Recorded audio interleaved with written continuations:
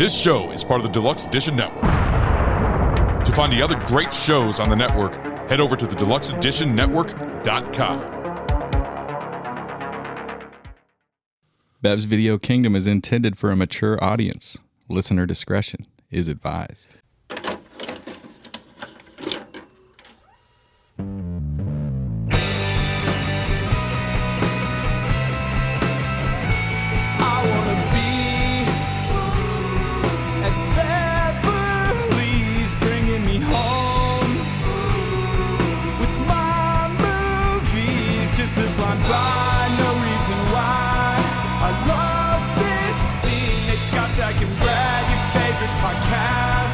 Start this thing.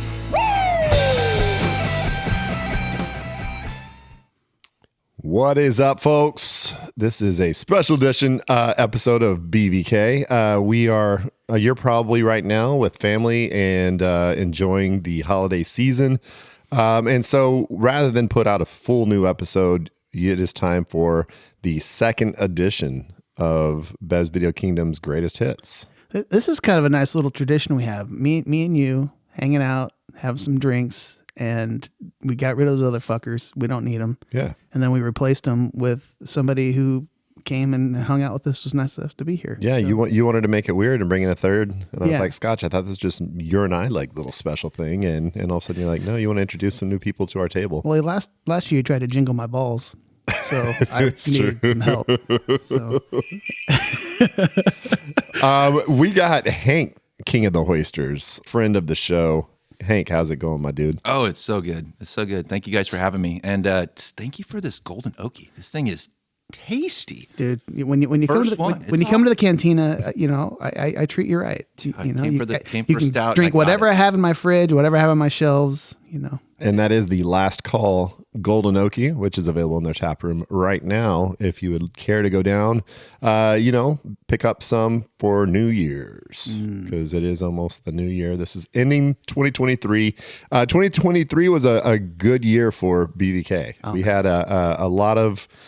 We put out an episode every Tuesday. That was part of it. We did put out an episode. We had no breaks, and we had a lot of fun. We had a lot of good guests. We had some awesome drafts, awesome memories, and we're going to go through a few of those today.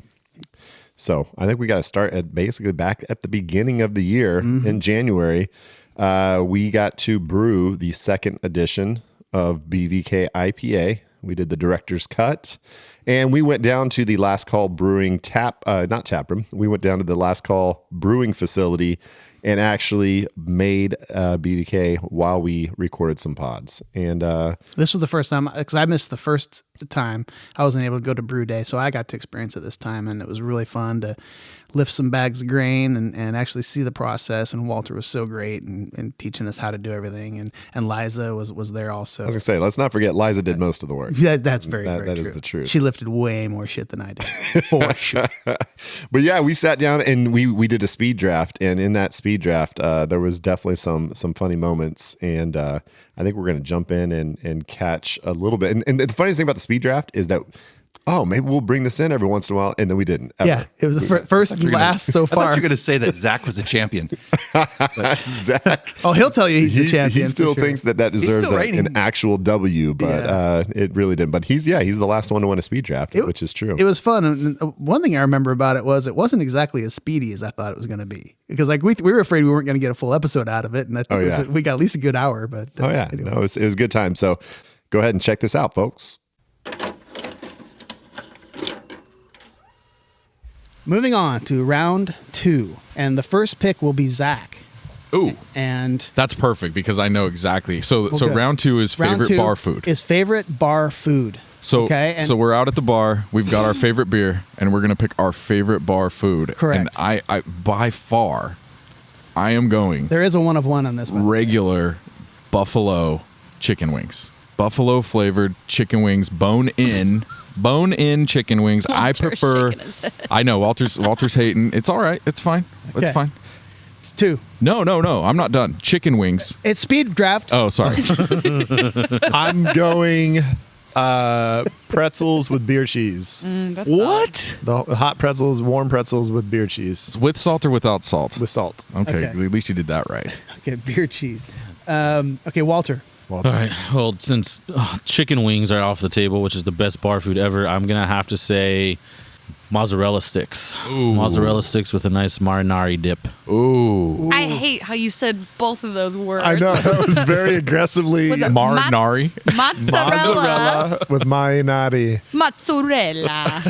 Okay, and Liza, you get the last pick. I'm really surprised no one said this, but garlic fries. That's my Ooh. number one. Ooh. Whether I'm drunk or hungover, that is my number one. What was it? Sorry, what was it? Garlic fries. Garlic. Nothing better than seeing that cute girl across the bar. You get up and go talk to her, and she's got that garlic fry breath. And you're just like, oh, girl.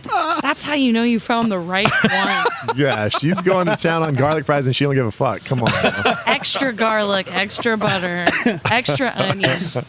No one said nachos. Yeah, Calamari. I thought calamari is. Oh, that's definitely. I don't think of that as a bar food. That's number 2 for me. That's a number one appetizer. Yeah, I that's think- a good Yeah. appetizer, but I don't see a bunch of bars that have calamari. And that's exactly why. Because my first thought was calamari, but then I was like, it's not a. It's a. Yeah. It's a pub food kind of, but it's more of an appetizer at any restaurant. That's So, good though. true. so that's why I kind of talked myself out of it.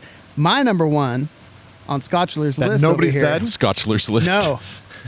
But here's the thing. I'm wrestling with it. Mozzarella sticks. Absolutely. Not marinara sauce. Ranch? Are you a ranch? Oh, Ranch. that's terrible. Gotta be ranch. And mozzarella with Yeah, I don't think he didn't choose mozzarella sticks. He chose mozzarella. Yeah, he said sounds Mozzarella. like Christopher Walken. marinara Mozzarella If with I'm being- marinara sauce. If I'm being completely honest, I dip my mozzarella sticks in blue cheese dressing. But I know like the standard is the marinara to come with them, so that's Well, so you know, were fair trying enough. hard, is what you're I telling us. go a dip in the ranch, a dip in the marinara. I knew you were a double Okay. dipper. Saying it like Marinara. dipper. Marinari. marinara. all right. So Okay. mozzarella's number one. So, yeah. So mozzarella to me is number one. Fried cheese. And I'm giving you a bonus point, but I'm actually not going to give it first place. What? Because chicken How does wings that is make the any sense? Because chicken wings is the obvious first choice. Chicken wings is last. Buffalo wings is number one. Thank It's you. It's number one. It's number one. It is but, number one. But mozzarella, because you're on Scotch's list, gets a bonus point and gets the same points. Let me ask I'll take everybody: if you're getting chicken wings, are you getting blue cheese or ranch? Blue cheese. Blue cheese. I get blue cheese, but I never use it. Ranch. I never use it never either. dip it I don't in. get. I don't dip shit. Okay. And then If it's a spicy buffalo, I'll give it a good dip in the blue cheese because it kind of smooths it out a little bit. Oh yeah, exactly. And flats or drums. It's all for me. I'm all flats. I love both. I do love Personally. I don't care. Yeah. But Boneless. I don't. I've had more. Those aren't wings. Boneless are not wings. That's Yeah. a chicken Chicken nugget. That's a nugget. You just showed I your hate age, it here. Liza. I'll quit. I hate it here. Drumsticks. All these 22-year-olds just hate bones in their chicken. So here's it's the ridiculous. thing: the drums, they're like if they're cooked right and they're cooked through, they're great, they're amazing. But I've had undercooked, Ooh. They're not not raw, crispy, not raw, but they're not crispy. Yeah, they're not crispy and they don't feel like a wing. So that's why I like the flats better. So I personally will order the chicken wings. This is what I was going to say earlier. I like to order chicken wings with the sauce on the side extra crispy so that I get the extra crispy wing. Because sometimes they'll let it sit for too long and then they bring it out to you and you got a soggy wing. You So I sound like high to- maintenance. Oh. You just wait. I'll take the bonus. No joke.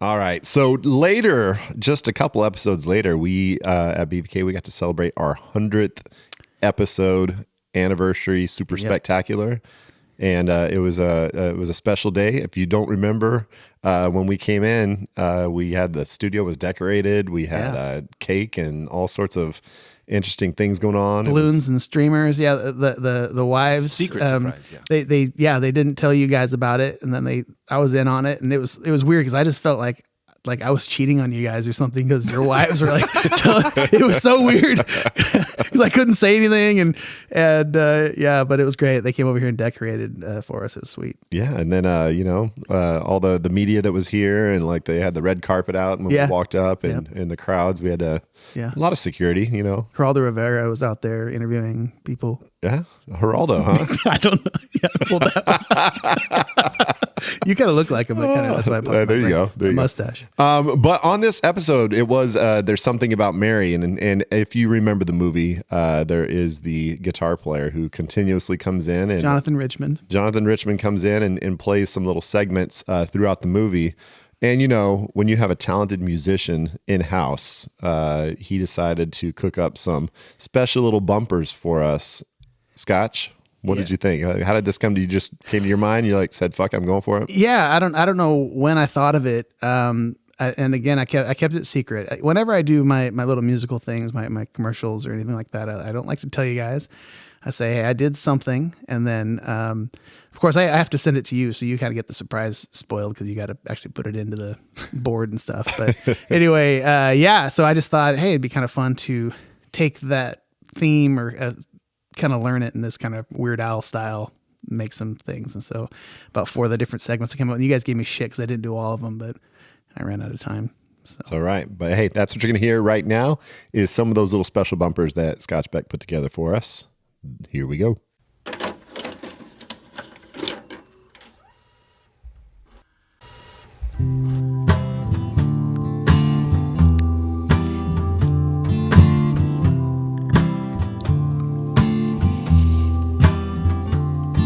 His friends showed him a podcast to try to make him laugh. His mood improved instantly, his tears now in the past. With drafts and talks of movies, interviews, and penis jokes. There's something about Bevy, kingdom of video. Bevy. There's just something about Bevy.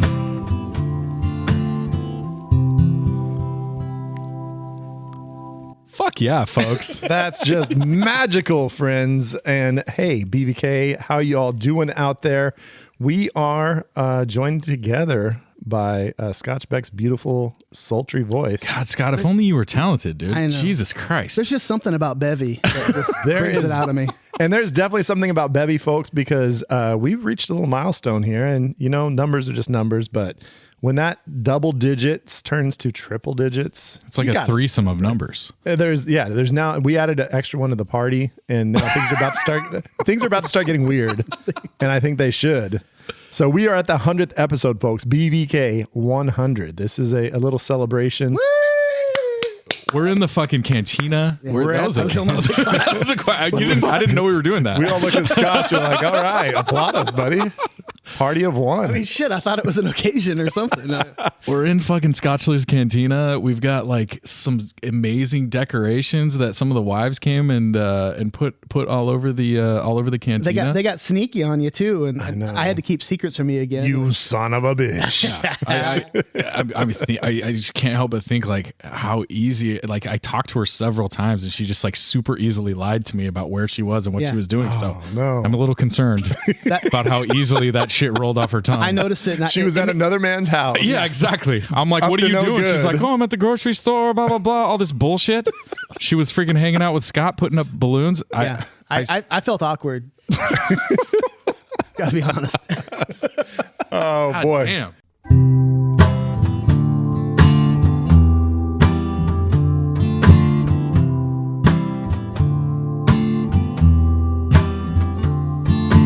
Pour yourself a tall drink, sit back and just relax while we ask our silly questions to anyone who wrote us back.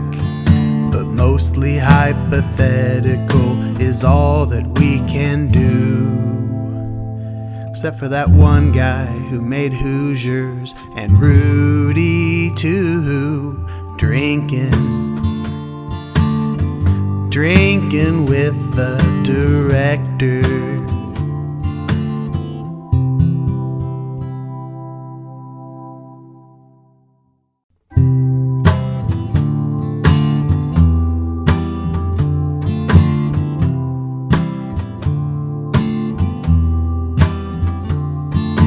Was it just for one night and you never called them back?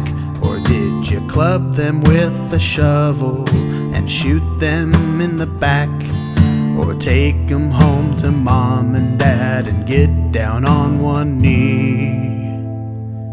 It's BVK's version of fuck, kill, or marry. We're shagging, shag, snag, or body bagging.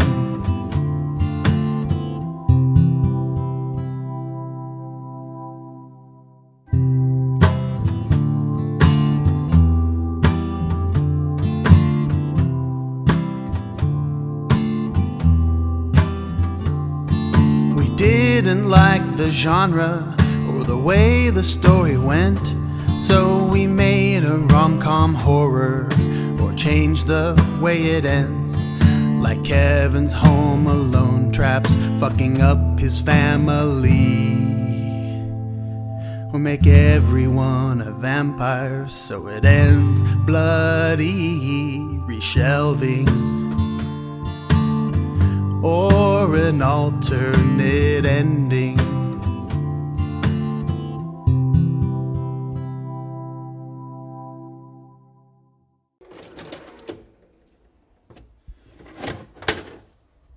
You know, one of my favorite things about being on BVK is that sometimes we get some little running gags that pop up every once in a while. And it's something that it happens in one episode and then all of a sudden it starts carrying over to multiple episodes. And this year we finally start doing some Tom Hanks movies, which we hadn't done for the entire 100 and something episode run. Right. We finally went to Forrest Gump, and Zach, who has worked at a Bubba Gump's, decided to just start using his Forrest voice for pretty much everything, and it carried on for quite a few episodes. So this was kind of like the birth of the Zach going to his Forrest Gump voice and using it in the most inappropriate and funny times. Did he learn that or use that at the restaurant?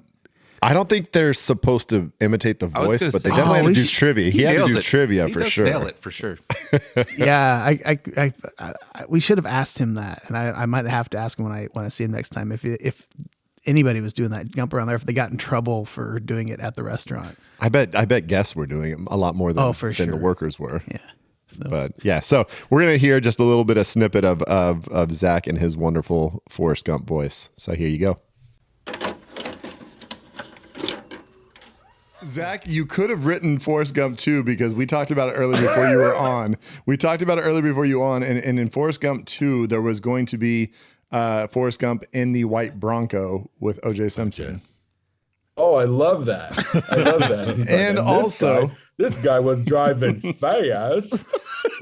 And then also Forrest Gump becoming a bingo caller at an Indian reservation. And this poor Indian lady happened to work in Oklahoma at the Oklahoma Federal Building in the daycare when the bombing happens. Dude, all these things are possible. All these things are possible. I think we're due for Forrest Gump too. Electric Boogaloo. That's it. Yeah.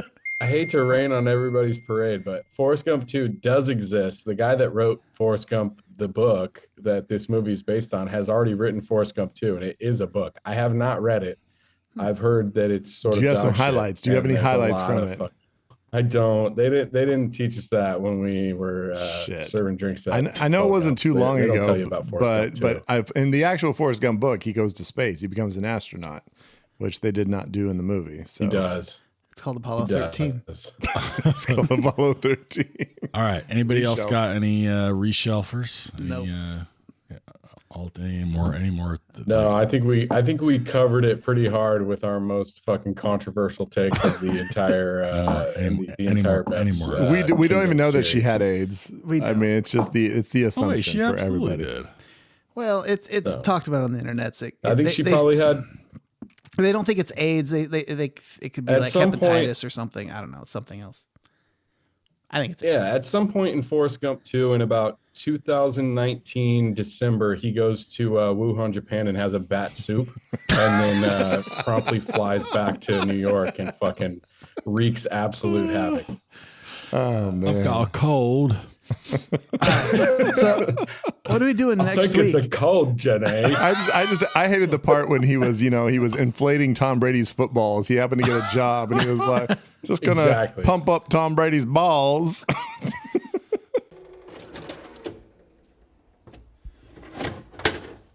So another kind of, I guess you could almost call it a running gag is, of course, 2023 is going to be remembered. Not that it came out or debuted, but AI is taking over everything. Yeah. ChatGPT, all the different chatbots and stuff that are now associated with different websites.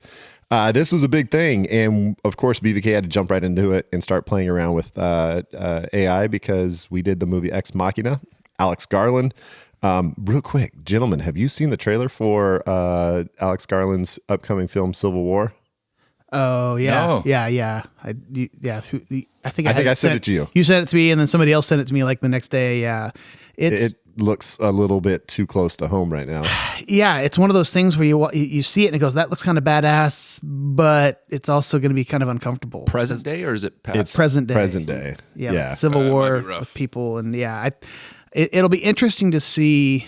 It's got how political it is. You know what I mean? Right, and there could be a twist. I mean, Alex Garland, he's known for Right. taking things and sci-fi twists and stuff like that. So, I don't know if it's going to be tried to be like super on the nose of like, hey, America, this might be happening soon, Right. or if it's going to be like there's a twist or whatever. But The thing is, I didn't realize it was him when I saw the trailer, and now I actually am more interested than I was. Like after I saw it, I was like, yeah, I don't know. But now that I know it's him, that kind of makes me go, well, I think it might be worth a check. Yeah, he is not predictable with his movies, which is great. Yeah. Like you think it's going to go one way, it could totally take a. But he also, his movies are kind of uncomfortable dark. too. They're pretty dark. So. well, he was the Ex Machina. Yeah, with AI, that's definitely a big worry, and it's getting closer and closer. Each passing day. Yeah. But there is a Jesse Plemons has a spot in that movie where he asks, what kind of American are you? We're American. Like, what kind of American are you? And like that, Oh, wow. it gives goosebumps, dude. It's like, oh shit, because he can play that type of guy so perfectly. So I'm looking forward to it. But yeah, Alex Garland, we loved your movie Ex Machina. We had a lot of good things to say, and the draft for that episode was the most memorable AI in movies. That was my first judging. I won't forget that ChatGPT. It was That's right, Sir Reginald the unicorn, if I remember correctly. Sir Reginald the unicorn. We decided to let ChatGPT create our draft order, and it was a magical story that we're going to go ahead and listen to. And this became a thing for a while. We were using ChatGPT for commercials. And that was a thing. I think so for Ex Machina. I think I was like, oh, I'm gonna have ChatGPT write my commercial, and like nobody else would think of it. And of course, Brad did a commercial with ChatGPT too. And we did our whole intro with ChatGPT. I think Nate did too. Yeah. We all ChatGPT'd everything, and then that became a thing for a while. But now we've gone back into my dumb brain for some of the because it's better, bro. It's more entertaining. You're better than AI, but Hank, bro. that was your first your debut, and I remember the amount of effort you put in. We were like flabbergasted. It was like, this guy's coming in with his lists. He's got everything categorized, and there's just all these bonuses. And he had gifts for first that's through fourth right. place. You did have gifts as well, and then you set the bar, and then it turned into the blood feud between you and Governor. That's right. And nobody's heard from Governor in a long time. It's been a while. There's missing persons reports and stuff like that. So After the body disposal where he gave Matt fourth, we might have taken care of some stuff there. I know. I'm a little nervous. Like it makes too much sense. Now the body disposal episode is what people got pissed at Governor for, and now He's in my home now. You're home. Is he looking at me? The Governor? Like I might be next. He's looking at me weird. No. I'm not worried about us. You're legendary gut judge. Okay. You don't even judge anymore. You've kind of taken a step into the voting role. You got nothing to worry about. All right. So let's go ahead and hear the original OG draft order ChatGPT style. I gotta say, we do need a draft order, right? Yes, we do. How are we going to come up with one? So ChatGPT is going to get involved now because I basically created a little prompt for it to say, I need a draft order with the four gentlemen that I'm sitting here with, and I need a story. So that you didn't do this ahead of time. You're going to hit enter right now? I'm going to hit, and it's going to start popping. If somebody wants to come over here and Holy confirm. shit. No, so what did you put in? It's real time. Yeah, what's Okay, your I'll prompt? read you my prompt. Yeah. I'll read you my prompt. My prompt is very simple. It says, create an absurd story that ends with determining a 4-person draft order for a movie draft podcast. The 4 names are Brad, Nate, Scott, and their guest drafter, Walter. Gee. Okay. It's very simple. I'm going to come. Let's see what Chat GPT comes up. I'm just going to read it. Here we go. Okay. Straight from what it says. Here we go. Once upon a time, in a land where movie-loving unicorns roamed free, 3 friends named Brad, Nate, and Scott decided to start a movie draft podcast. They invited their friend Walter to be their first guest drafter. That's not true.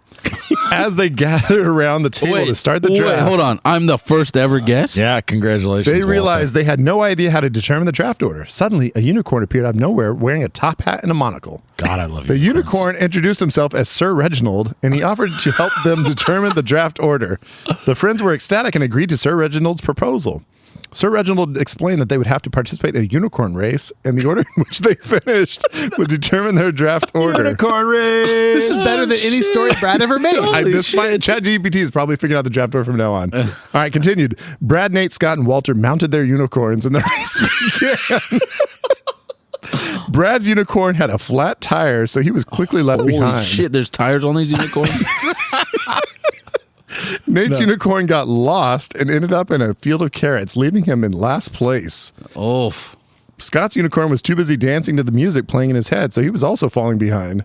You're a Walter, musician. however, was riding the fastest unicorn in the land. His unicorn had a jetpack and was soaring through the air, leaving the others in the dust. Jesus. Walter crossed the finish line first, and Sir Reginald declared him the winner. Nate came in last. Brad was still fixing his unicorn's flat tire, and Scott was still lost in his own world.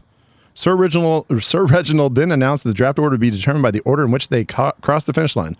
Walter got the first pick, followed by Scott, then Brad, and finally Nate. There's a lot of unnecessary. Oh my god! Unnecessary doubling back there. The friends were thrilled and thanked Sir Reginald for his help. They went on to have a successful movie draft podcast, always remembering the unicorn race that helped them determine the draft order. There's a lot of redundancy there. Never forget. Never forget the redundancy. Never forget the unicorn race. Never. Obviously, the shorter prompts will let it just kind of can just do its own thing and I love freestyle. it. Personally, I think we should probably make unicorn our new mascot. I just think Chat GPT is going to choose the draft order from now on. No reason not to. I mean, oh my lord! There was no prompt anywhere there that had to do with unicorns. It just ran. I said absurd story. I did say I did use the word absurd. I said ends with like unicorns. Create an absurd story. Okay, but hold on. Are unicorns absurd? Because what's more unrealistic? A horse with a horn or a fucking horse with a 25-foot neck? That's a giraffe. Which one of those is more insane? That's true. That's a great point. I never thought about that. I don't know, man. Just saying. The world We got is one. We don't absurd. have the other. Aliens. Fucking aliens. All right, so now we are we're moving into territory. We're going to start talking about some of our guests that we've had on. We've had everything from directors of movies to good friends of ours. And one of I know our most beloved special guests is our friend Kendra, who comes on and just brings it every time she shows up. She's a fan favorite, and she came on to talk about When Harry Met Sally, and that led her to becoming the judge for the most memorable movie orgasm draft. Yeah. And I think Walter was there with her, brewmaster from Last Call Brewing. And we had a great time. And as we were discussing orgasms, there was just a little conversation that brought up two of my favorite things, orgasms and Back to the Future. So let's go ahead and check this one out. And this, it didn't happen on this episode, and we won't play it on this, I believe. But later on, she ended up having her own "oh yeah." Oh yeah, Kendra's "oh yeah" moment. She has very orgasmic, which has been requested to replace my "oh yeah." Yeah, So she definitely should make might, it our way on the soundboard. That was a great. 2024 might have to have the debut of Kendra's "oh yeah" moment on the board. But yeah, here we go. Let's go ahead. Back to Future and orgasms. I'm saying, what leads you to have the most enjoyment and remember the scene the most when there's an orgasm, faked or real on screen? I want a good chuckle. I don't want to watch intense, one like that passionate. excites me. Yeah. especially in the movie theater. I hate like a hot I orgasm hate it when in the I get movie horny theater. in the movie theater. Yeah, it's awkward. Totally. Yeah, because you can't just like get or give a blowy anymore. It's so censored. But yeah, no. They got infrared cameras in that bitch. Yeah, They know what you're doing. they're just always watching. But no, I want a good chuckle. I don't look for necessarily a realism, I'll say, but appreciate the scene and the energy put forth into The enthusiasm. Yeah, the enthusiasm is a perfect word. Enthusiasm's a good barometer. That's really what it is, right? A release of energy. Yeah. If there was a way to harness that energy, like with a flux capacitor. 1.21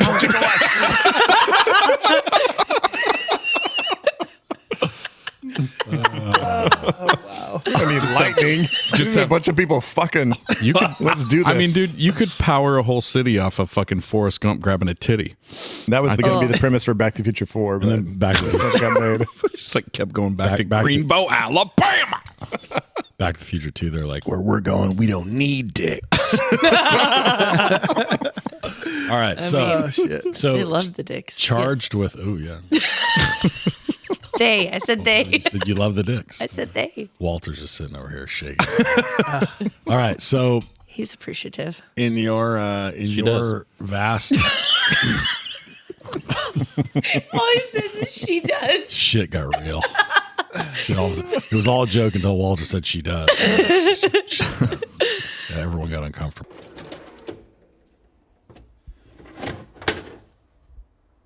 Another fan favorite guest that we've had on is Lieutenant Dan. He came on for our training day episode, which is one of our most listened to episodes of all time. It's still number one. It is still number one. Number Okay, one. so it is still number one.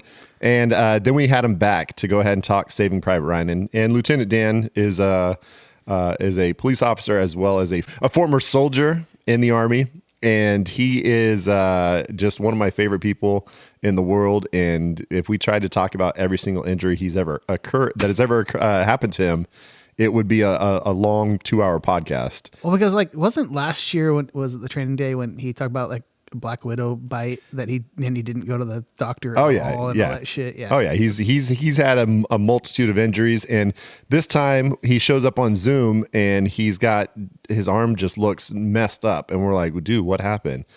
And he's like, oh yeah, I broke my arm, and then like he was trying to.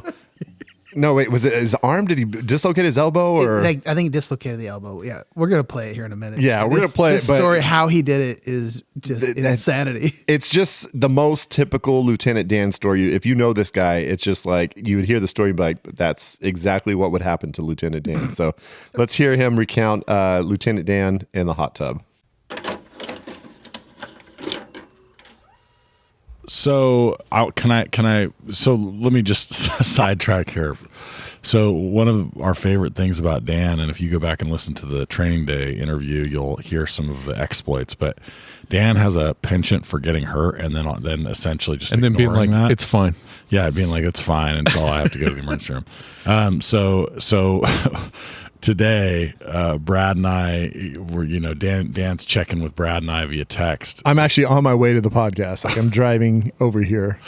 Out of the blue, we get this picture that I don't think we could probably put on the socials that just has this it actually looks like it's got to be a cast, except it's human flesh because it's the wrong color. And the only reason it's human flesh is because it has stitches that look like Frankenstein stitches. Yeah, it's legit. legit. There's Showing me the picture right now. It looks great. And it says, ripped my damn tendons out last week. Had surgery on Tuesday, but I keep cutting the cast off. I hate casts. Which we both agreed is the most Lieutenant Dan story of all time. Like it's just you cut your own cast off, Dan? So most of my childhood, I was in a cast at some point in time for some broken limb. I don't think I've ever gone back to the doctor to get the cast removed. I think and that was my mom, to be honest, to be fair. She was like, I'm not paying for this shit again. So after it felt good, you just cut that cast off and you're like, all right, I'm good to go. How did you take the cast off? You cut it. You just saw it. Dremel usually. Dremel? No, whatever you have. I mean, they're not thick, man. They're not plaster. You can break them off with your hands if you go at it savage enough. I got some tips. So okay, you I can't got see. I some know this tips. is a podcast. He's holding up his cast. Here's what I recommend everybody the casts to this day are still the most uncomfortable thing in the world. They can't get these things comfortable. So what I do with them, I cut the sons of bitches in half like this every time, right? And then I wrap each half in a sock, and then I put it back on like this, so it's with a sock around it, and then I duct tape it together, and then it's far more comfortable that way. It's almost like you can't move your arm when it's on there. So I see why you would want to do that. Hey, this guy, there's a reason his so arms nuts. don't straighten completely. And I'll put them back on. I mean, I tape them back on. I'll cut them off and then put them back on. But, it's such a pain in the ass to shower with them and everything else. I just... How'd you rip your tendons? Yeah. That's another whole story. So we bought a hot tub spa, and they wanted $500 to move it from the front to the back. I said, no, I can move this. And so my wife was here yelling at me, like, you can't move the hot tub. I said, watch me. I couldn't move the hot tub. They wanted $500. Oh, watch me. Boy. And so you had a hold of it and you were trying to yank and something popped? So I started to pick it up. And I figured if I can get it on its side, that I could get some rope underneath it and maybe make some kind of contraption to move it over to where I wanted it to go. And when I started picking it up, and I got to that like quarter of it up, or maybe half, and I've never felt anything like this, and I felt in my elbow a rip, and I went, oh my God. And then an instant, real sharp pain, but then the pain went away. But I knew that's not normal. I don't know what that was. So I should have put it down, but I did I'm halfway. Let me put everything I've got. And then we'll deal with that later. And I put everything I had into it, and then I felt this really big, like, pop. Oh. And I got it up, though, but I got it all the way up. But then I looked at my arm, and the bicep, I shit you not, like the bicep was on the side of my arm. Oh, no. And all the shoulder. I broke it at the elbow side. You can break it either end. So it bunched up at the shoulder, and I went, that's not okay. And then about 5 seconds after that, the pain kicks in. You're like, well, that hurts real bad, but this is not good. And then my arm didn't work. So I knew I had some serious shit going on. Now, Dan, the question that our listeners really want to know is that your jerking arm? Yeah, it's my right arm. Oh my God, that's unfortunate. That's strange for a while. For more than the jerking arm, the wiping your ass. Oh no, that's terrible. That's the worst. Use arm used to wipe your ass. It's a whole learning method, and I couldn't talk my wife into it. Like, hon, the doctor's note says you got to take it from me, and she's like, I'm not. That's where I draw the line. Yeah, wife with the other hand is like a stranger's wife in your ass. You're like, what is going on? Yeah, so and you smell for about 2-3 weeks while you're learning. Not only am I paying the $500 to move the spa now, still, I had to pay $1,200 for the surgery. And you're like, in a week when I heal up, I'm going to go ahead and move that thing again on my own. I can't, but I still can't move my arm. So even though it's all attached now, it should be better than ever, I think, because they drilled that shit back in there. You're like the bionic man. It's definitely going to come out better than ever. I think you'll be able to move multiple spas by the time this is all said and done. That's the best story I've ever heard. I love how he slow rolls it like it's not like it's not going to be much of a story. I know. This is the most. They wanted $500 to do it, so I figured, fuck it, I'm going to go into the whole $2,500, and then still have to pay the $500. It is kind of comical because the doctor was like, people normally tear this. You normally tear it at the shoulder side, which I'd imagine is even worse. I tore it at the elbow side. But most people tear it when they go to catch something. And it's instinct that you go to catch something too heavy and it rips it right out. And so I told the doctor, he's like, so you just lifted until it tore? Yeah. And he said, usually you feel something. I felt it. And he goes, well, why didn't you stop? And I said, well, I wanted to get it out. I was halfway there. I'm not trying to pay $500, Doc. He said, well, I don't normally get people that tear their own bicep off. Oh. Said, yeah.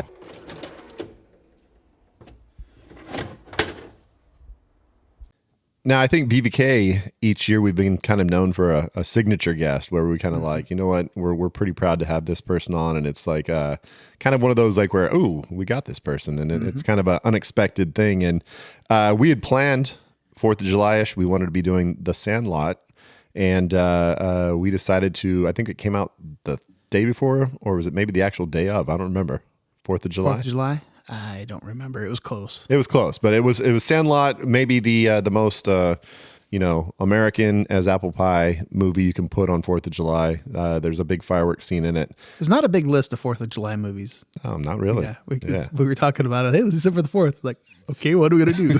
And that was like, well, we got Sandlot, and how about Sandlot? Yeah, that was about it. So we got Sandlot going, and we got to have a very special guest join us, and that was Tom Gyrie, who plays Smalls, the actual main title character from Sandlot. He's the kid that shows up in town.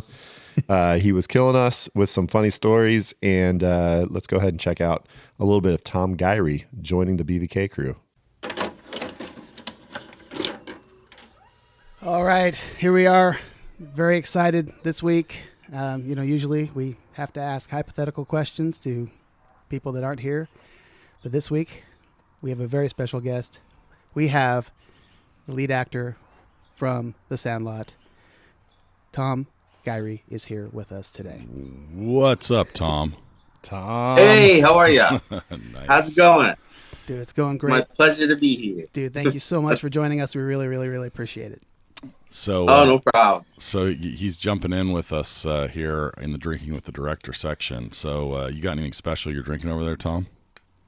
I got a iced tea. Hey, are you a sweet tea guy or like a straight? I'm an unsweetened with a Georgia peach mix on it. So it's like half unsweetened. Yeah, because you moved. Yeah, it's not bad. You moved to the South not too long ago, and have they not? Isn't sweet tea like a requirement of the South? It is, and I gotta say it packs a little too much of a punch there. It's a little too sweet. Too much. So I gotta diet. Yeah, too much. I split it up a little. I love it. So, Tom, we're talking The Sandlot today, but before in which you played Scotty Smalls, which many people will remember as just Smalls, right? With a lot of last names. That's right. Yeah. But we know you from a bunch of other stuff, right? Back when you were, in that same era from Lassie, but more recently, sort of as you went along from Black Hawk Down and from a number of other television series. So you'll have seen Tom, if you're a TV or film watcher, you'll have caught him a bunch of times since The Sandlot. But today we're talking about that. And the first question I wanted to ask with such a role like this is, so you're the star of what is, we kind of sometimes we think about movies and like how to categorize them, and we have this category we think of as like iconic films, right? Like there's no clear definition, but it's something that kind of like is larger than life. It gets outside of its era, and for us, The Sandlot fits this. So you're the star of this movie early in your career. That's an iconic film. Like, what's your relationship to the movie now? In the sense that, on the one hand, right, like you're forever sort of like because it's such a big movie and because you're such a your role is so important in the film. It's such a great performance. You are Smalls versus sort of wanting to sort of be known for your body of work. Like, is there any tension there? How does it feel to navigate that? Well, yeah, truthfully, it's funny because I remember it was really important.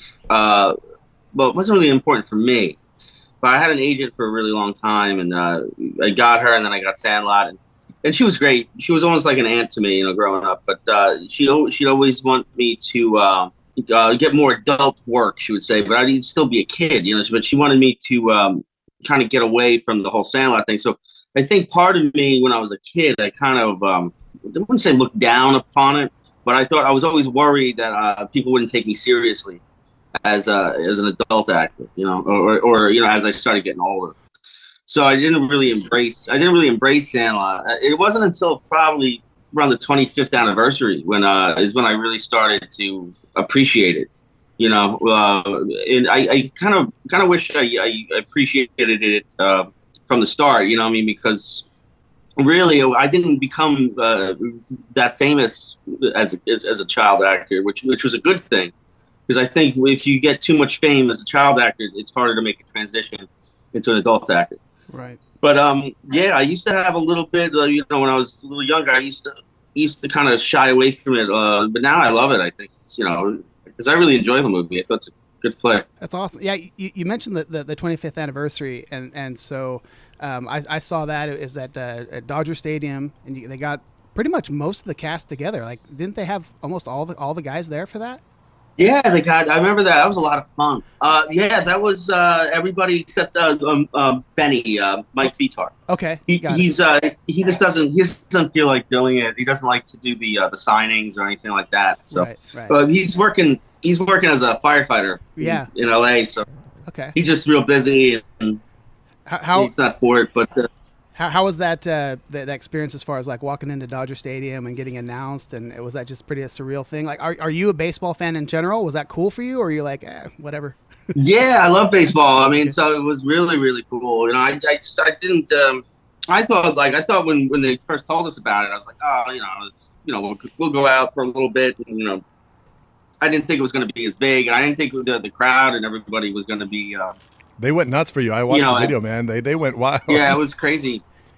It was great. It wasn't what I expected, like a little tiny thing. I didn't know it was going to be, it was huge. I was like, that's awesome. Yeah. It was really weird. Did it surprise you at all? I mean, kind of, talking about shying away from it in your younger years, did it surprise you?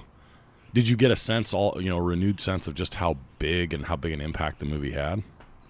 Yeah, I did, because, when the movie came out, it wasn't like a big hit, so it got, especially with DVDs over the years, like Blockbuster and all that stuff, and they kind of grew a following over the years, and so it really wasn't until I started seeing people, like, I was walking down the mall and saw a guy like wearing a "You're Killing Me" small shirt. It was like one of the first times I saw that, and that's when it kind of hit me. But it really hit me on the 25th with the Dodgers.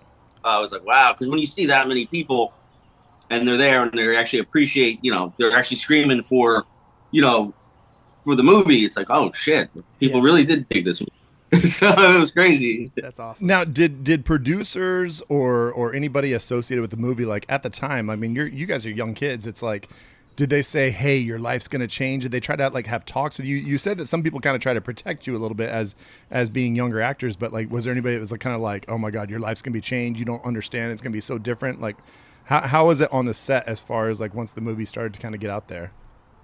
Well, no, because nobody really said that, because nobody really thought the movie was going to do as well as it did. I think everybody thought it would do okay, but I don't think anybody expected, we would have a reunion 25 years later or 30 years later. I mean, so it did a lot better, I think, than people expected. Kind of grew a life of its own after time went by. Right. So when you were trying, auditioning for the movie, were you already a baseball player? Did you play Little League at the time? Yeah, I played on Coleman's Hamilton Supply team. When I moved to Jersey, me and my brother played Little League. Yeah, so it was fun. I was a pitcher.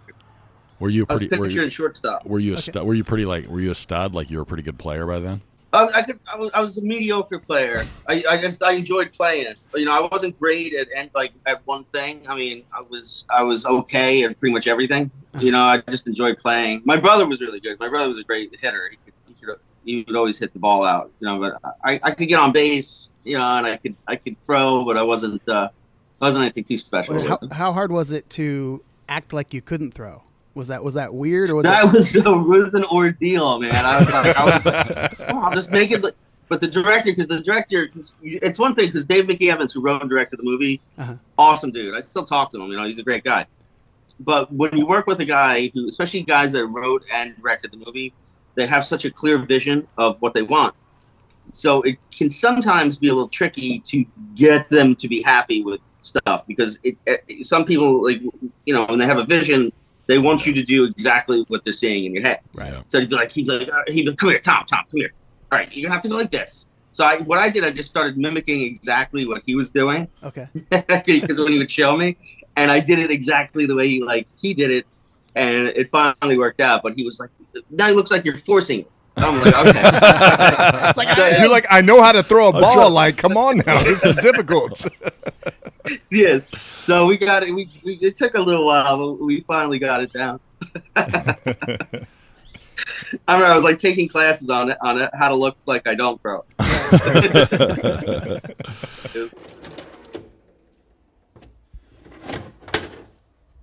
My boy Scotch here, he lived for a while down there in La La Land. He was one of those LA types trying to be a rock star.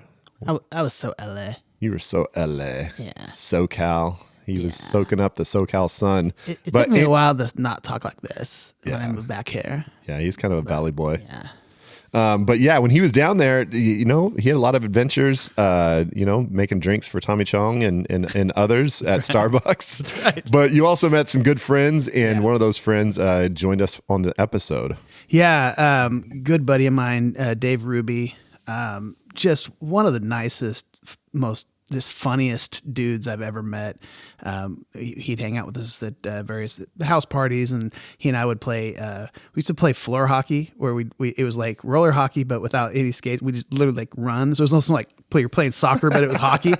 Fucking amazing exercise, man. And so it was kind of fun because like there's all these other like commercial actors, like guys are like, oh, I saw him in so-and-so commercial, and guys just working dudes, that were just trying to make a buck here and there.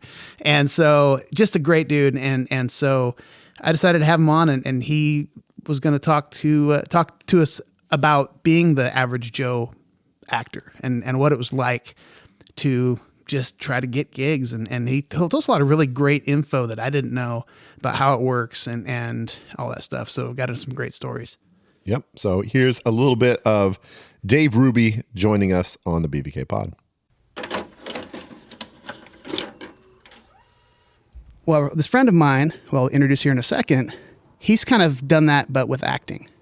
And he's a self-professed, he told me he's the average Joe actor. And he's got one of those faces that when you see it, you're like, I think I've seen that guy. I've seen that guy and this and that. And he's got some great things he's been in. We'll go into that in a little bit. But without further ado, Dave Ruby, thank you so much for joining us. So happy to have you, bud. That was beautiful, Scott. Just like I wrote it. I appreciate it so much. He stumbled over a couple of those lines. I had to kick him. Yeah. Yeah, I mean, it's honestly, it's an honor to be here. And, it's just... It's good to hear your lovely voices. So let's fire away here. Yeah, man. It's so good to see you. Yeah, I think we met each other. Shit, I was trying to think about it. It's probably 15, 20 years ago when we met the first time. God, I can't believe it's been that damn long. So it's great to see you. So you've had quite a career.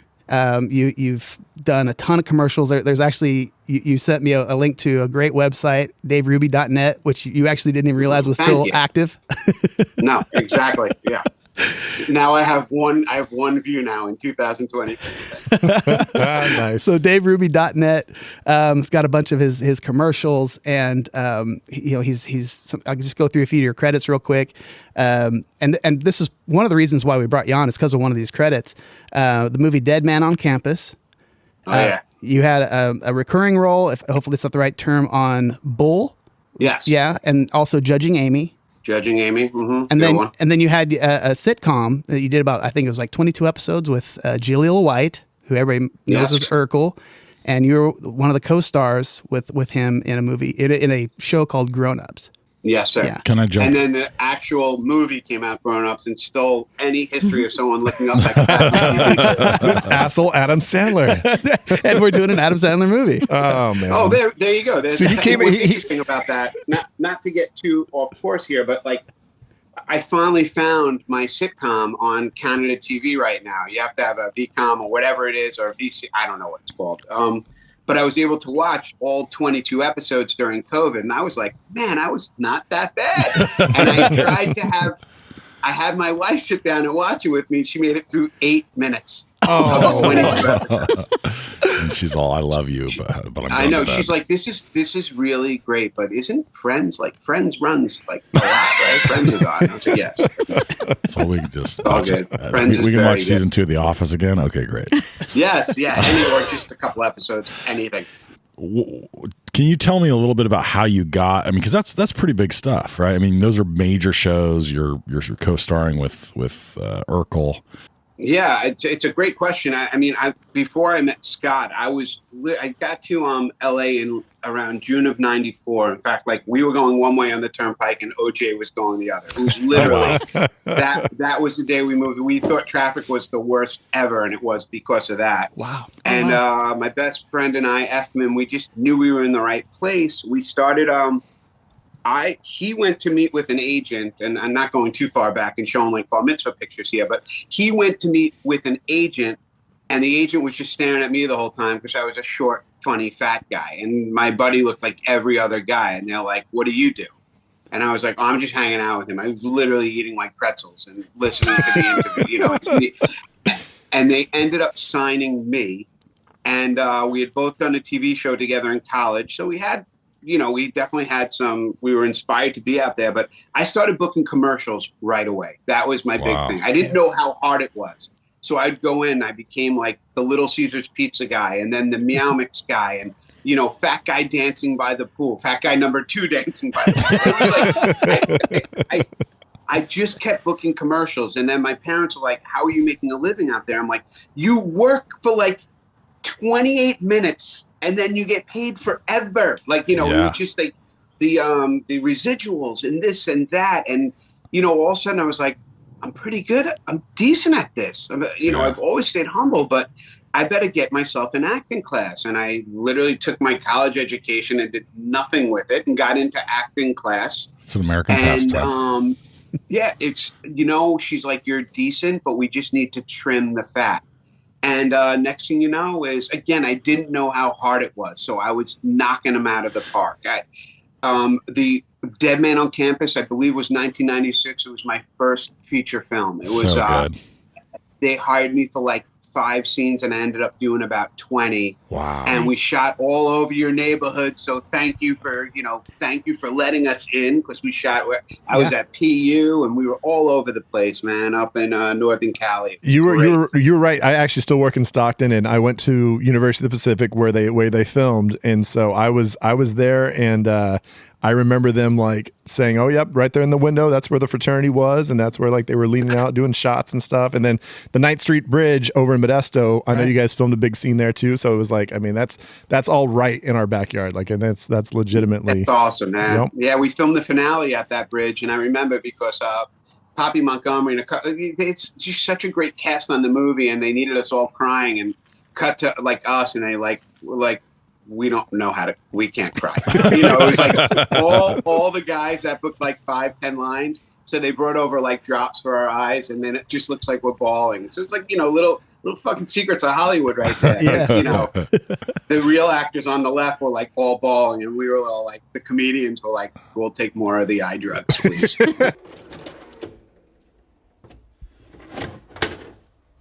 As you may have heard once or twice on the BVK podcast, that BVK is part of the Deluxe Edition Network.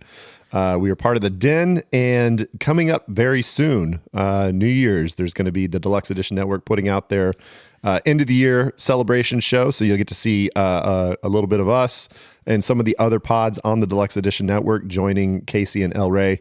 And it's a little celebration of the new year with your favorite BVK podcast of the year for the Deluxe Edition Network. Anything to add, Scotch? I just love that we always just got to throw that in there. Yeah. Oh, you're holding the strap. We filmed a little spot for it, and Scotch is holding the strap, looking like he was about ready to take on Hulk Hogan. Yeah. I joined their extravaganza last year and just kind of jumped on. It's fun because all the different people from the different podcasts jump on there, and they just kind of say a little bit of this and that, and they bullshit, and it's really super fun. And what's cool about it is you get to kind of see some of these other podcasts that, kind of get an idea of what they're like. And we actually had somebody that's on the network join us for our show. Yeah. We had from the HILF podcast, History I'd Like to Fuck, Dawn Brody. She joined us for both Forrest Gump and then the most fuckable historical figures. With this was one of the more interesting drafts because it was basically it had to be from a movie though. There had to be a portrayal of a historical figure in a movie that you would want to fuck. Right. And Dawn was a game. She's an awesome guest. We had a lot of fun talking about her love of history, all the craziness that happens in Forrest Gump, as well as she got to make some judgments on our drafting abilities. Yeah, she's got a great show. If you love history, she's got a great sense of humor, great guests, and some really cool topics. So definitely check out. Yeah, she didn't even make any comments on how you barely drafted any women. No, nothing at all. We all wanted to fuck dudes. That's what we were thinking about. You know, that's I was going with what turns me on. And then, but Dawn is awesome. Yeah, she just did the Challenger. If that was something from my childhood, I remember all of us, getting taken in the cafeteria to watch the Challenger take off because there was a teacher on it, and they were going to do all these promotional materials with schools and stuff. And then a minute into that flight, very bad things happened. Yeah, that was a great episode that she did on that. It was I'd forgotten a lot of the details about it, and then she went into the weeds on what actually happened. Yeah, she teases you with a two-parter too. She leads it up. Is. Yeah, she's had a lot of great holiday episodes come out lately too. She calls them bonus episodes. She does a lot of innuendo. Bone us. Yeah. She's awesome. She is awesome. All right. Sorry, it's a quick little sidebar. I'm sorry. All right. The bonus. I just got to jump in. You can erase this if you want. But so my band Flying Blind, years ago, we used to play at a place called Charlie Spirits, and I used to be in charge of making the flyers. And so it was just like, this is a long time ago, like fucking 20 years ago, we're talking like 1999. Yeah, 99 probably. And so just simple little posters. I put little pictures up, little clip art things, whatever. And on one of the flyers, I put a picture of all of our girlfriends at the time. They were posing this. They're all like, hey, look, they were just hanging out at Charlie's, whatever. Yeah. And I put bonus at Charlie's, like bonus and when you put BONE. But I didn't put bonus. I just put bonus at Charlie's, but meaning bonus. Oh, bonus. And it was our Charlie's. girlfriends. Why would I do that? I don't know, but it was funny to me. I mean, there was a lot of boning going down on the dance floor. And then, after the gigs, there was a lot of boning. You guys were music to make love to. Well, that's what we did. Actually, I wouldn't even say to make love to. Just music. There was no making love. Just fuck your brains out too. Super romantical. I'm talking about when they used to do Closer, Nine Inch Nails. Yeah, as long as you're stoned, right? Because she only likes you when you're stoned. Something like that. All right. Enough. So, Don Brody, nice segue. Bonus. We are here with our drinking with the director section, but here's the thing. Zemeckis just doesn't cut it. I mean, his historical chops are fine. I think he fudged some of the facts. Yeah. Everybody knows that like the issues here are kind of some historical issues. I just watched Elvis, Baz Luhrmann's Elvis, and I was like, when the fuck is Elvis going to meet Forrest Gump? I was like, what's going on here? Yeah. All this shit that I learned about Forrest Gump was complete bullshit. It was a lie. Zemeckis lied to you. Yes, he did. Yeah, so I don't want to talk to that fucker. So we brought on the real expert, and that is our sister from the Deluxe Edition Network, Dawn, the host of History I'd Like to Fuck. Dawn, what's up? Oh my gosh. Hi, guys. Oh, I'm so delighted to be here. I mean, truly, like, you have to know it isn't frequent to be brought in as an expert on any goddamn thing. And if on the rare occasion I am brought in as an expert on something, they rarely encourage me to drink. They just overlook it. So it's required here. What a dream. So Dawn, my opening question is this. Forrest Gump is both famous and infamous for its historical scenes. So where do you fall on this being charming versus being aggravating? 100% charming. Okay. But you'll also find that I am not a snob with this stuff because I'm a history fucker. So I feel like my job is to get the accurate stuff and to try to be like the one who knows things. And however you come to the trough, baby, the history trough. Not a lot of people get up in this. In general, people think history is, really, people think history is boring and they hate it and it turns them off right away. So if Forrest Gump curls your toes and allows you to tolerate me talking to you about Nixon, or you know what I mean, then I'm for it. So it's like gateway history.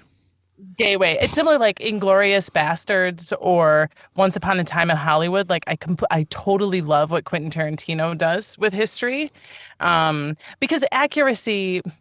It's one of those things with history where there is no such thing as historical accuracy. They're always coming through some fucking. You're speaking. It's really you're speaking true. my language. You're stepping on my next question. But it's really true. Even people say, "Oh, well, the most accurate thing was the Bible account that was taken right then." You know, whoever was right next to the account, they're the ones who we should take as the expert. When the truth is, for some things, you need a couple hundred years to actually know what the fuck was going on and to see through the cloud. And sometimes it's the opposite. And sometimes, you know, the person who wrote the definitive history was a cocksucking, liar. And yet that was the history we received. So within or without movies, there's always a historiography to seeing the teller and the winner and the loser and the lens. But it's no different than your life, you know. The winners write the history, right? I mean, that's the saying, right? Winners write the history books. But I agree with you, Dawn, and that's why I love Abe Lincoln, Vampire Slayer. I think that movie really just kind of shows exactly what happened.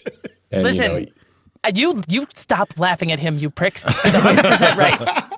He's 100% right, because it is even like Titanic. You know, and I hated myself for loving Titanic because I wasn't sophisticated about history yet. And I thought I needed to be a snob to be serious. But it was great. I mean, that movie got people to think about what was going on in 1918. And, fuck it. So what, Rose Dawson, the door, fuck your door. You know? I mean, come on. The most unrealistic part was the orgasm she had inside of that old car. I mean, let's be serious. Absolutely. Yeah, that was a handprint of exhaustion. That was what that was. Since we're talking orgasms, any chance that Forrest actually jizzes in the robe based on just the boob touch? I think so. I think so, too. I think so for sure. I mean, because obviously he hadn't had any experience with anybody at that point. Yeah, and so that's he's his first he gone movie. through puberty without ever touching himself. Is that what we're trying to say? No, I'm saying he's probably not doing a ton of jerking off, right? So he's like, it's loaded all the time. Okay. Yeah. And that's or not. He hasn't. Because he's not. He hasn't seen any porn. He hasn't seen any Playboys. It's like here's a titty that he's touching. And that's gonna cause things to happen. I know his mom leaves the window open when she fucks. So I mean, That's he's a good down point. there. He's down the porch hearing all sorts of fucking that Mrs. Gump is doing. And he's processing it because he mocks that dude relentlessly. Yeah. In my opinion, in my professional opinion, the no hands ejac is a lot more difficult than you guys are making it out to be. I think that's a fair. tough transition. I think that holding your lady friend's robe over your genitals is not going to make it happen for you. But I don't know. Maybe I could be wrong. That's fair. That does seem like a question. I don't want to say that I'm not better than the director, but that is a tough one for me to answer. I would say, though, there are some people I know, especially at certain phases of your approach to sexuality, where the idea of actual contact is so overwhelming that it is makes you nauseous. Yep. You're right. I don't know. It's not easy to admit. I'm But you do dizzy. oh god. I'm dizzy. It's similar, but it's similar. I took my daughter to Disneyland, and you think you want to see these princesses, you know what I'm talking about, and then they're walking up at you with the castle behind you, and she was a little bit yeah, it's what I always wanted, but right now I think I'm gonna just throw up and I have to go. It's too much. A little overwhelming. One thing about BVK this year is I think all of us took turns judging at some point. I'm pretty sure. Nate judged an early one. Zach did. I don't know if you judged the speed draft. I judged the when Nick came back and the bevies. The bevies, yeah. That's right. And then I finally got in the last our last draft. I got to finally get on the judging side of the table. Right. But Zach, he made his draft judging debut when we had our friends once again. Two Chicks in a Horror Flick. Tanya and Felicia came out. Came out on Zoom. Well, yeah. Came on from on Zoom, and we talked about the movie Halloween, and then we drafted the most memorable final girls in horror movies, and it was a fun one. It was right up their alley, and they're always game. We always have a lot of fun with them. They're so great. Every time they come on, we have so much fun with them, and we really appreciate when they come on. I mean, going into this thing, I was like, okay, what am I doing drafting against these girls? Like, this is what they do. Right. They are so knowledgeable. So I was like, I don't watch horror movies. I'm kind of fascinated by them in a way, and I've seen more than once I thought about it, I was like, I have seen a few, but I don't know shit about the subject, so I thought I was gonna get destroyed. We thought for sure we're gonna have a guest judge winning in that draft, and Zach judging, and he watches the craziest fucking movies ever. So he knows all the super obscure, crazy ones, and we thought, okay, these girls have such an advantage, and things didn't quite turn out the way that we thought they would. Yep. Wow. So the first place kicks some ass. Kicks some ass, and then we've got a pretty close little bunch down between second, third, and fourth. Then I shit the bed. Yep. And so oh boy. All right. So I have guessed in my head which teams are which. I will not reveal my guesses yet. But I am going to go. I will start with the last place team with 29 points. Team 4. Team 4 includes Clarice, Silence of the Lambs, Reagan, The Exorcist, Aaron from You're Next, and Tangina from Poltergeist. And I think this is Tawny's team. Oh, I'm so shocked. Look at her. Am I correct? I'm shocked too. Oh my gosh. Yeah. Wow. Zach. Damn. I thought you guys were kindred do spirits. This to me? So yeah, I don't know what's going to happen now. Holy shit. So this is okay. Oh boy. So the reason that you didn't get as many points as the other teams is because Clarice didn't get a ton of points from me. Oh. And I love Silence of the Lambs. But I decided that I was going to try and score this just completely subjectively. Reagan was your top scorer on the team, and I thought that, you know what? I almost should give you, for getting that with the 8th pick in the draft, I should almost give you a +3. Oh, it was fifth. And you know what? Reagan was fifth. Fifth pick. Fifth pick. Oh, 5th pick, because it comes back around. Okay, never mind. You don't get a +3. But is this your first time drafting or judging? Aaron got you a decent amount of points. I love that movie. I am not a Poltergeist guy. I do not like Poltergeist. I do not like ghosts. Fuck. This was fuck. I don't This was the one that she was so like, should I pick it or not? A lot of time thinking on her 4th pick, and then she went for her heart pick. Well, just so you know, I fucking hate Poltergeist also. So I do not like that movie. I thought it was a heart, like this is close to my heart pick. Oh. No, this was my risky pick because it's such an unpredictable. Like you would not think of this, but she does survive. She does. I would just argue, the reason why I picked her is that she's the most memorable. Like, even before I actually watched Poltergeist, like I knew this character. Yes. So I felt like most memorable is what I was going for, but I fucking hate Poltergeist, so I'm with you. Shit. I honestly think that it's a solid team just with Reagan and Aaron. Clarice is awesome. Yeah, what's your issue with Clarice? Yeah. Clarice is, I feel, my problem with Clarice in this category is that she is a trained like FBI agent. Oh, interesting. Right? And so I think that, like, to me, the final girl thing is sort of like, you don't expect it. Just a scared girl that is either walking home or babysitting or whatever it is and finds herself in this situation and then has to find herself out of it. Now, Clarice does at certain points in that movie act like a scared girl that has been caught. And she's and has walking around in the dark and just exactly. Yeah. But that is the reason. That is the reason why I brought your number 1 pick down. But I still think that it's a solid pick and it belongs in the conversation for sure. But unfortunately, I got you in 4th place. I'm sorry. Man, I'm going to be honest. I was at times I was scared. Other times I felt pretty confident. But my true risk here is I tried to go with non-obvious picks. Yes. Okay. for Final Girls. I definitely think And that you did that, and fucked me. I definitely think that hurts you. Yes, but I was definitely taking Clarice with the 6th overall. If you don't take her in that first wrap, I'm taking her right there at the 6th pick. I was going to take Clarice. So I love Aaron from your next, though. I thought that's a great pick. Thanks. That's my number one favorite Final Girl. I had to pick her. That was my heart pick. Not Poltergeist, but Aaron. She got you some points, but it wasn't enough to get you all the way home. Okay, shocker right off the bat.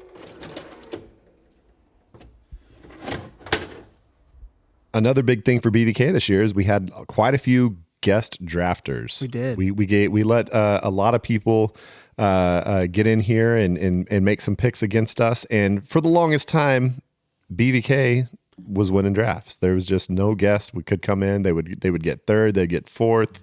A lot of fourths. A lot of fourths. and you know, never fifth though. No guess got fifth, right? No guest got fifth. No, that was there is that. Jake got a fourth, but he was not, because we had 5 people drafting that day, so he did not get fifth. Who got fifth? I think it was me. Was it really? I think I did. Oh, but man. Anyway, so we've let a lot of guests come in here and try to challenge us.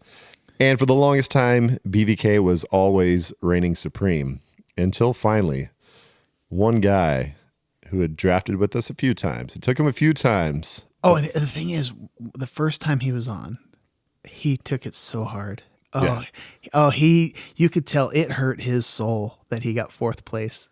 He was the only one who had finished like dead last. Is that when I drafted? Yes, that was your first draft. Crushed his dreams. Oh, absolutely Well, destroyed him. Transformers still aren't. And he was protesting. Like it seems like the next 2 times I saw him, he was still talking about it. That last call. Oh yeah. So we're talking about Walter, our boy from Last Call, the brewmaster of Last Call, also the creator of both editions of BVK IPA. And so we let him come back. He really enjoys drafting with us, so we brought him back. He made an improvement. He got up to 2nd, and then finally he shows up one more time, and this happens. So I had to break the tie between 1st and 2nd. Oh, it was extremely Okay. close. This is insane.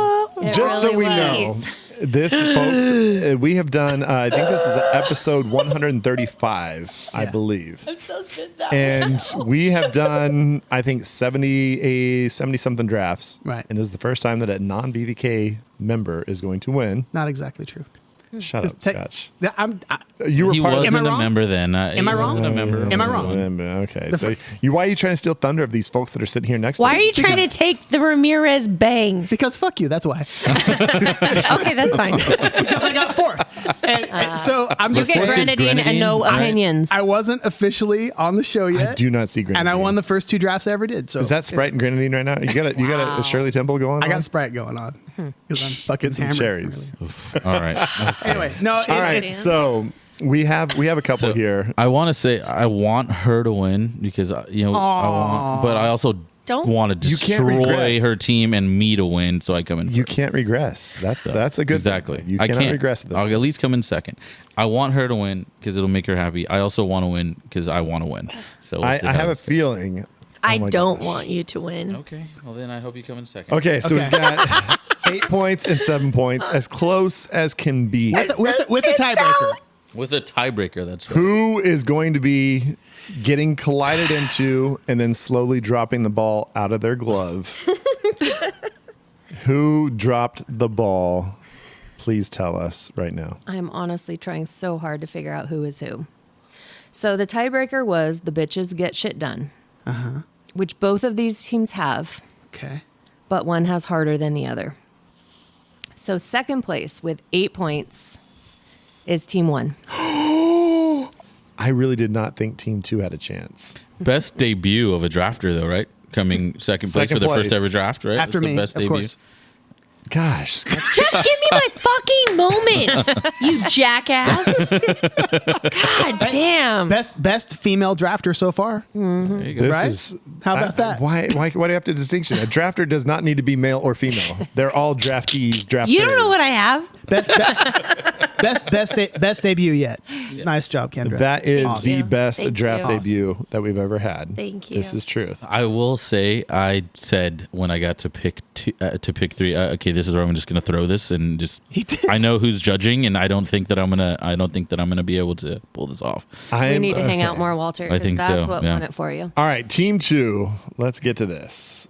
Our first ever non-BVK draftee winning a draft. Sharon Dion, Clueless. Becca and Fat Amy, Pitch Perfect. Part of a pretty big ensemble. Anyway, Bride and Oren Ishii, a lot Kill of Bill. ensemble there. A lot of. Kelly and Susie, Wild Things. I hope my wife YouTubed or whatever, X-videoed Wild Things. I didn't. I thought of that actually when I was thinking of memorable female duos. That's pretty memorable. So did 11-year-old Walter. There was a good story involved. That was classic. All right, so I'll have to be subjected Sharon to it Dion. later. Sharon Dion were part of a definitely great on trio. was this your number one? So was Thelma and Louise your number one? Yes, absolutely. Okay. 100%. So Sharon Dion, number 2? No, they were on my must-have list. I wouldn't say that they were number 2. But you said you were grading rounds though, so they Yes, got I was grading rounds, absolutely. and they got third in that round. Yeah, Anna and Elsa would have gone before them. Okay. So, they definitely got dinged for Becca and Fat Amy as being part of an ensemble cast. But The Bride and Oren Ishii, that's what won it, absolutely. The fact that went till the third round, and like I said, got the bitches get shit done. Bonus point. The fact, too, thinking outside of the box, we're not looking at women who are necessarily working together, but as a duo, they're incredibly memorable. That fight scene is just... I want to watch that over and over again. That's what I mentioned when I picked it. I said You said you threw the draft when you picked it. And I said because You we're going to literally go duos doesn't mean friends, doesn't mean You said you're people channeling working your inner together. Zach. I'm going to be Zach here, and I'm going to throw in a Swedish horror film that no one has ever heard of. Oh. And I know Kill Bill's got higher notoriety than that, but I was like, this is the opposite of what I think everyone else has picked so He far. also had more basically excuses before the draft about how he wasn't going to win. Covering than my anybody. Well, I will say, yeah, he did, that is true. That is true. But I mean, of the Tarantino films, Melissa and I have watched Kill Bill more than any of them by far. Yeah. We actually watched Kill Bill on DVD and then went straight to the theater to watch Kill Bill 2. Like that was. Yep. That's an important movie for us. Yeah, definitely one of my favorites. And then Wild Things, I mean, it's not up there for me, but in the fourth round, it was the highest pick. So, but very go. memorable. Absolutely. And you have not. Have you seen this movie? Like, do you remember? So, I mean, it was a really long time ago, Because right? they're working together and like are like. They're working Yes, they are. together. Yeah. they double crossed.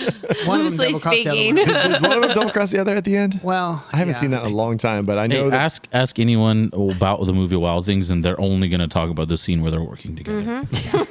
They work very well together. Are they lifeguards in a swimming pool, something like that? Something like that. Okay, yeah, that's what I figured. That Okay, is insane. holy shit! I love it. I love it. I love it. That's great. BVK history tonight, folks. A lot of I mean, it. I'll take after it. 2+ years, we are now in uncharted territories, You are defeated. and especially the fact that Scotch Beck said we're canceling the whole pod Yeah, now. we're done. It's been fun. It's been a good one. We may or may not be back together, but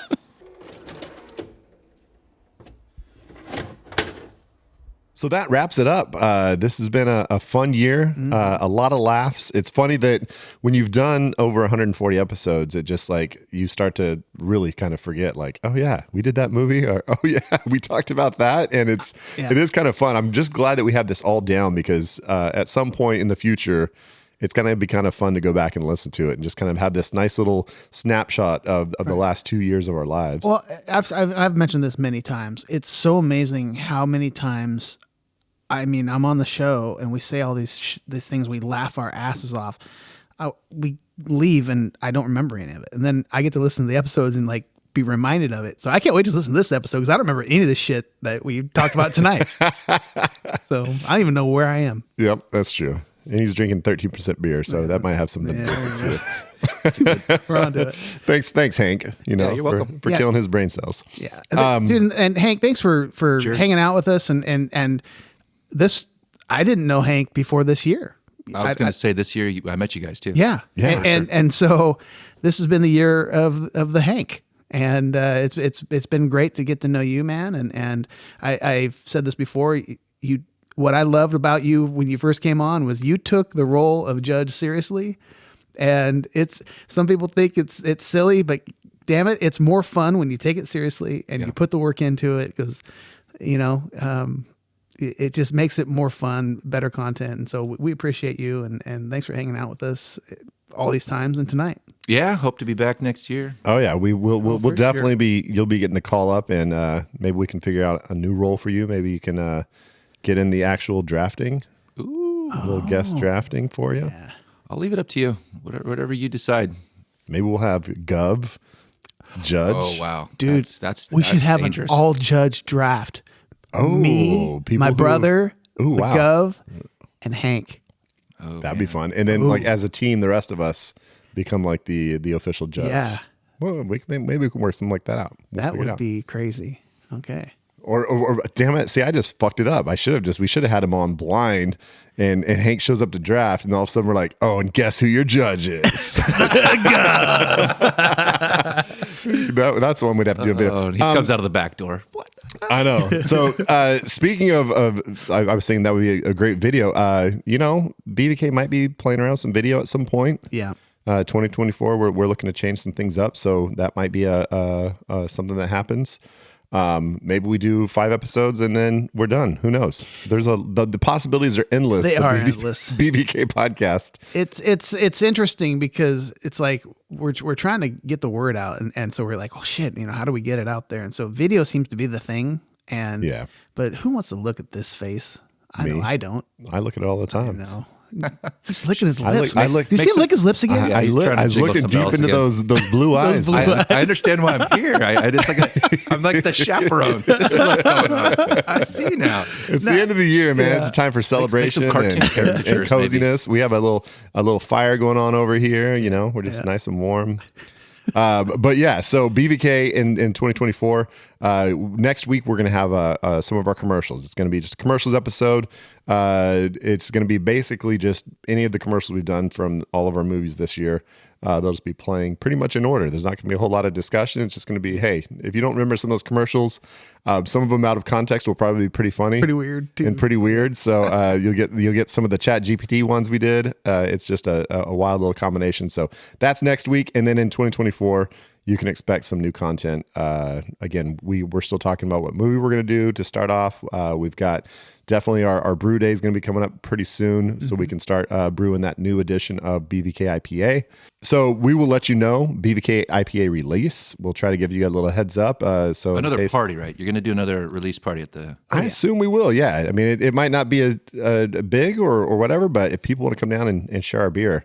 It does sell fast, folks. I will tell you that much. If you're trying to get yourself some BVK IPA, you'll want to get down there quickly. If not, show up for the release night, because it is a fun night, and there'll probably be some music played by people we know, people who are friends of ours, even maybe the guy across from me right now. I mean, the guy that's played the last 2. Maybe I try to pull a strange brew and drink 6,000 gallons of BVK. We'll just stick you in a corner and just let you. We'll just see how many you can do. How many you can do. You got the fire department on call. And then, every time you come over, like the people have to put like money. It'll be like a little donation thing. Like you keep Hank alive. Like we just got to put money in. He just every Don't touch time. Me there, eh? That feels good, eh? All right, so yeah, that's BVK. Hey, thank you out there to all of you who have been listening to Bez Video Kingdom. We do appreciate all of you. We've got a strong. The coolest thing about BVK is that our listenership it grows slowly, but you guys keep coming back for episodes, and we really love that. Tell your friends, share the word. We'll try to maybe figure out some new social stuff coming up here in 2024, and try to help get the word out a little bit more. Send us some ideas for movies. You know? We don't really get anybody telling us, hey, why don't you do this movie or even a genre? Hey, do more. I think they just have a lot of confidence in us. They're like, these guys know what they're doing, so why would you want to mess with greatness? Good point. Never mind. More harassment. You got it. It's on your way. All right, folks. Take care of yourselves. Enjoy the last of 2023, and we will see you bright and early in 2024. Take care. Bye-bye.